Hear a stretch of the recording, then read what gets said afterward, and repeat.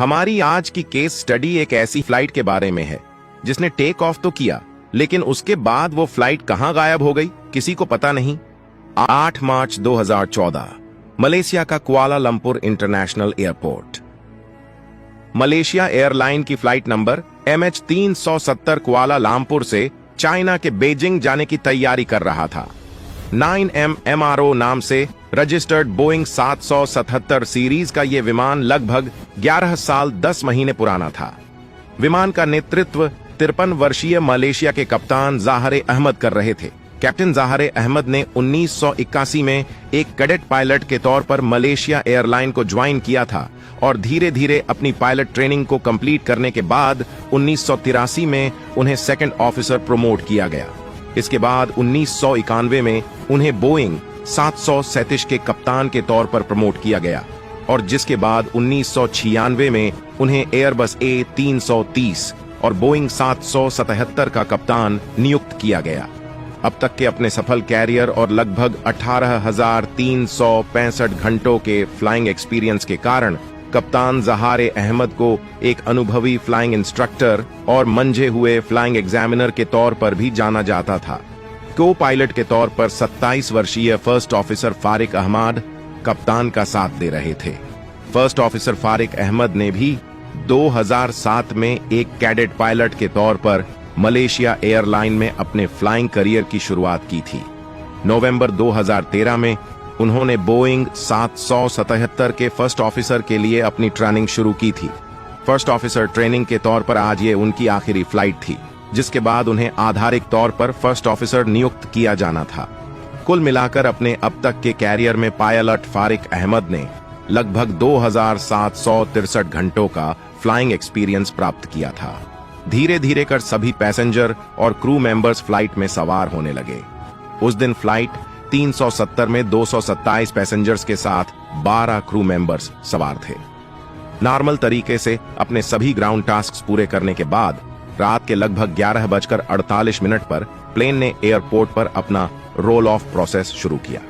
धीरे धीरे टैक्सी वे से होते हुए फ्लाइट रनवे 32R पर पहुंचती है और ATC टावर की परमिशन के बाद रात के लगभग 12:45 पर flight MH370 Kuala Lumpur international airport से टेक ऑफ करती है।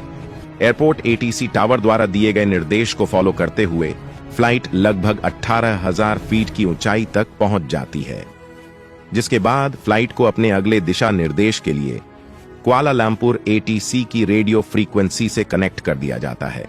रात के लगभग 12:45 पर कुआलालंपुर ATC फ्लाइट 370 को 35,000 फीट की ऊंचाई पर उड़ान भरने का निर्देश देता है और जिसके बाद धीरे धीरे अपनी हाइट बढ़ाते हुए फ्लाइट 35,000 फीट की ऊंचाई पर पहुंच जाती है। रात के करीब 1:20 पर फ्लाइट कुआलालंपुर के ATC राडार की रेंज से निकलकर हो ची मिन के राडार एरिया में दाखिल होती है। इसके 2 मिनट बाद गल्फ ऑफ थाईलैंड में आइगरी वे पॉइंट से गुजरते हुए फ्लाइट कुआलालंपुर ATC के राडार पर दिखाई देती है, लेकिन उसके 10 सेकंड्स बाद फ्लाइट 370 फिर से कुआलालंपुर ATC की राडार स्क्रीन से गायब हो जाती है।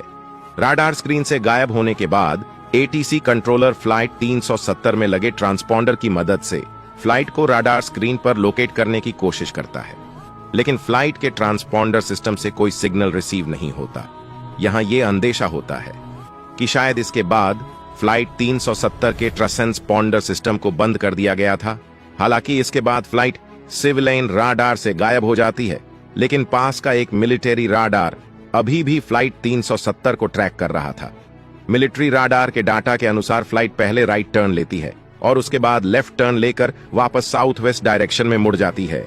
बिना ATC टावर की परमिशन के फ्लाइट 370 जब ऐसे अपना रूट बदलती है, वियतनामीज ATC टावर को थोड़ा शक होता है और वो उसी एयर स्पेस में उड़ रहे एक दूसरे जहाज के कप्तान को फ्लाइट 370 से कांटेक्ट करने के लिए कहते हैं। कप्तान फ्लाइट 370 के रेडियो से कनेक्ट करने में सफल तो हो जाता है, लेकिन उसे सिर्फ अजीब तरह की खुसफुसाहट की आवाजें सुनाई देती है। रात के 1:30 और 1:35 के बीच 33,000 फीट पर उड़ते हुए फ्लाइट 370 अभी भी साउथ वेस्ट डायरेक्शन में पेनिनसुला रीजन के ऊपर से उड़ान भर रही थी।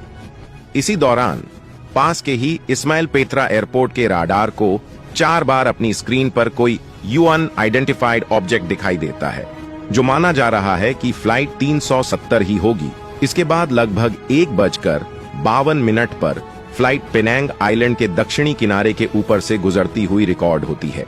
यहां से ये फ्लाइट राइट टर्न लेकर मलाका के वाम्पी और पुलाव वे पॉइंट के ऊपर से गुजरती है, और यही वो आखिरी लोकेशन है जहां रात के 2:22 पर फ्लाइट 370 को लोकेट किया जाता है। इसके बाद किसी भी राडार पर यह फ्लाइट दिखाई नहीं देती। सुबह के 5:30 पर फ्लाइट से आखिरी बार कांटेक्ट होने के लगभग 4 घंटों बाद Kuala Lumpur aeronautical rescue coordination centre flight 370 की खोजबीन शुरू करता है। अपने स्केड्यूल के अनुसार इस फ्लाइट को सुबह 6:30 पर बीजिंग पहुंचना था, लेकिन 7:30 पर मलेशिया एयरलाइन एक मीडिया रिपोर्ट जारी करते हुए अनाउंस करती है कि रात के 1:22 से फ्लाइट 370 से कोई कांटेक्ट नहीं हो पा रहा है और सरकार ने खोज और बचाव कार्य शुरू कर दिया है। गल्फ ऑफ थाईलैंड और साउथ चाइना सी के एरिया में तुरंत की सर्च और रेस्क्यू ऑपरेशन शुरू कर दिया गया, लेकिन 10 दिन गुजर जाने के बावजूद भी फ्लाइट MH370 का कोई अता पता नहीं लगा। लेकिन इस हादसे के 10 दिन बाद ब्रिटेन में स्थित इनमार्सट सैटेलाइट कंपनी को ऐसी जानकारी मिली जिसने उनके साथ साथ पूरी दुनिया को चौंका दिया। उनके सैटेलाइट डेटाबेस रिकॉर्ड के अनुसार मिलिट्री राडार से गायब होने के बाद भी फ्लाइट 370 लगभग 6 घंटों तक हिंद महासागर के ऊपर उड़ान भरती रही। असल में फ्लाइट 370 के इंजन में लगे कुछ सेंसर लगातार सैटेलाइट को कुछ सिग्नल भेज रहे थे, लेकिन इन सिग्नल से प्लेन की लोकेशन के बारे में कोई सटीक जानकारी नहीं मिल रही थी। सैटेलाइट डाटा के अनुसार प्लेन ने सुबह के 8:10 पर सैटेलाइट को आखिरी बार सिग्नल भेजे।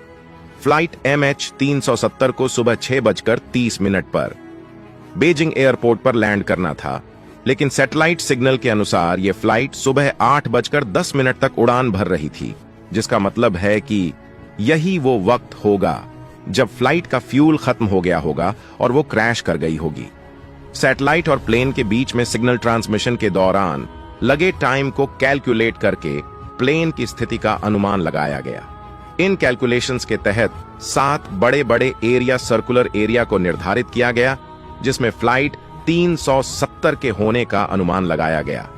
आखिरी सर्कुलर एरिया के अनुसार ये प्लेन कजाकिस्तान से लेकर हिंद महासागर के दक्षिणी छोर तक कहीं भी हो सकता है। इतने बड़े एरिया में प्लेन को ढूंढना अपने आप में एक बहुत ही मुश्किल काम था।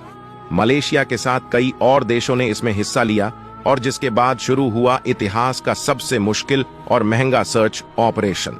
18 मार्च से 22 अप्रैल के बीच 46 लाख वर्ग किलोमीटर से ज्यादा के एरिया में 19 समुद्री जहाजों और 345 से ज्यादा हवाई उड़ानों ने फ्लाइट 370 को ढूंढने की कोशिश की, लेकिन बदकिस्मती से ना ही तो उस प्लेन का कोई पता चला और ना ही किसी तरह का कोई मलबा मिला जिससे ये पक्का सबूत मिल सके कि ये प्लेन क्रैश हो चुका है।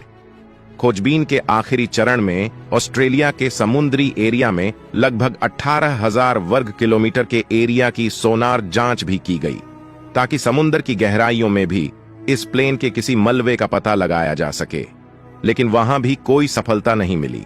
और आखिरकार इस घटना के 2 साल और 10 महीनों के बाद भी जब फ्लाइट 370 की कोई जानकारी नहीं मिली, तो मजबूरन 17 जनवरी 2017 को इस सर्च ऑपरेशन को बंद कर दिया गया। 3 अक्टूबर 2017 को पब्लिश हुई ATSB की रिपोर्ट के अनुसार समुद्री एरिया में किए गए इस सर्च ऑपरेशन में लगभग 155 मिलियन $US का खर्चा आया। इस रिपोर्ट के अनुसार सैटेलाइट सिग्नल और अलग अलग राडार से मिले डाटा के अनुसार इस सर्च ऑपरेशन के लिए 25,000 वर्ग किलोमीटर के एरिया को निर्धारित किया गया था। जनवरी 2018 में ओशियन इन्फिनिटी नाम की एक प्राइवेट एजेंसी ने इस 25,000 वर्ग किलोमीटर के एरिया में दोबारा जांच शुरू की, लेकिन मई 2018 में 1,12,000 वर्ग किलोमीटर के एरिया में सर्च करने के बावजूद भी उन्हें कुछ हाथ नहीं लगा और इसके बाद 9 जून 2018 को इस प्राइवेट सर्च ऑपरेशन को भी बंद कर दिया गया।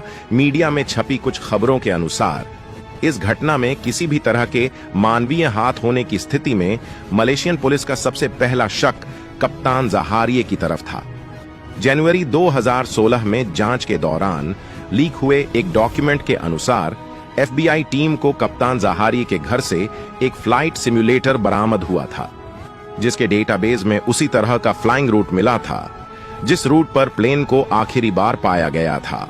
हालांकि ATSB ने कप्तान जहारिये पर शक को निराधार बताते हुए कहा कि पायलट के घर पर्सनल फ्लाइट सिम्युलेटर में फ्लाइट मैप का पाया जाना सामान्य बात है और इसे शक की नजर से नहीं देखना चाहिए।